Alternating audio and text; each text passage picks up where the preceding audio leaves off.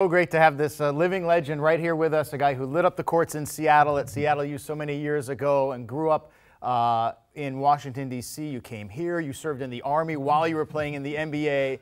First of all, thanks for joining us. There's so much to get to. Why did you decide to write the autobiography now?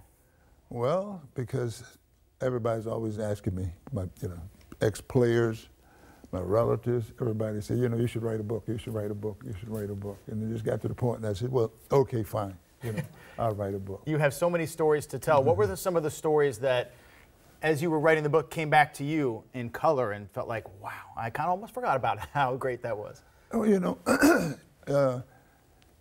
I think the main thing is my teammates, guys I played with, guys I play against. I run into a lot of times, different places I go, and just to see some of the guys played with, played against.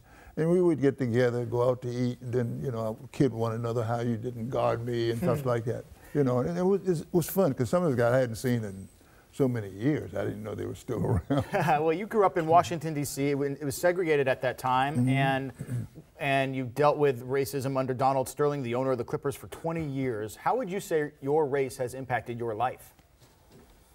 I don't know. I mean, it's a question. I mean, the thing about it, all these things I just, forget about. Just go on and live life and be happy with my family and everything, the things I would want to do in life, I just do it, and I don't even think about it. Really? Yeah, I don't even think about it. Wow. Well, you came all the way from D.C. to the other Washington at Seattle University. What do you remember about leading Seattle U to the NCAA championship game? You know what? I'm trying to remember the game, all of it. We were just happy, the fact that we were able to, try to have the best record, in college and win a championship. And the thing I remember most is just officiating. When we played. What about Kentucky. It was, I thought it was the worst, officiating in the world because, I had quick fouls. I think it was 3 quick fouls I got on me right away, and I, said something to the referee and he just got all over me, just shut up. And you know what the guy said, it's the referee, we were playing, playing Kentucky. And he told me, say, shut up, boy.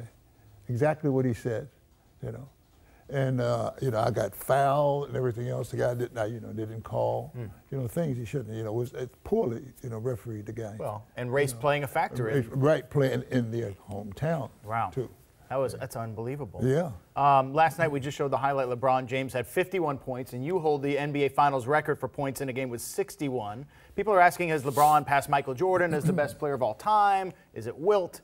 Kareem, who do you think is the best player ever? Well, you're one of them, by the way. I'm saying, picking a player, it's a question, what kind of team you want to have. What do you want to do? You want to have a team that bring the ball in, slow down. You want a team that runs. You want a team that's a good defensive team.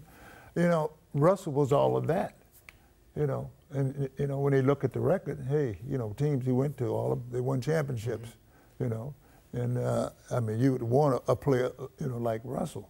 Because just intangible things, the stuff he does, when he's on the floor. Hey, I tell you what, those guys that was guarding tough offensive players, they're happy to Russell out there to back them up. Yeah, no question. Oh, no question, because a few times Russell got hurt, early in the career and thing, he didn't play.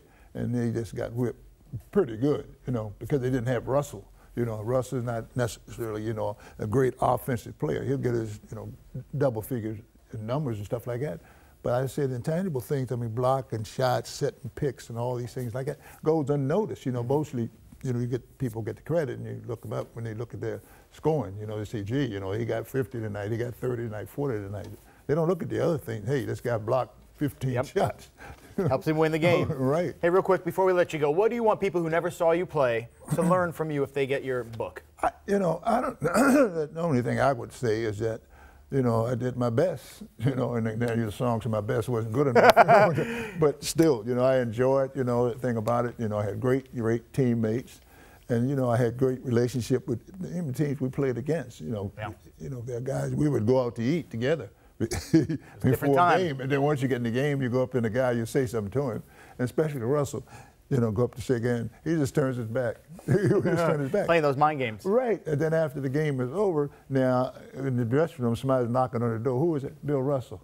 and then telling me where we're going to eat. So we were good friends. You know, we had a great time together. Well, we appreciate you taking out some time with us. The book is called Hang Time, and you're going to do a signing event at the Elliott Bay Book Company on 10th Avenue this afternoon, 1 o'clock. So if you want to get an autograph from the great Elgin Baylor, third all-time in points per game. There's Jordan, there's Wilt, and there's this man. And we appreciate you hanging with us, Elgin Baylor. Thank you so much for coming in. Oh, a pleasure. A legend, so cool. guys. Yeah, that is a legend. Love it. Great story. Looking forward to seeing that book. Thanks, Steve. All right.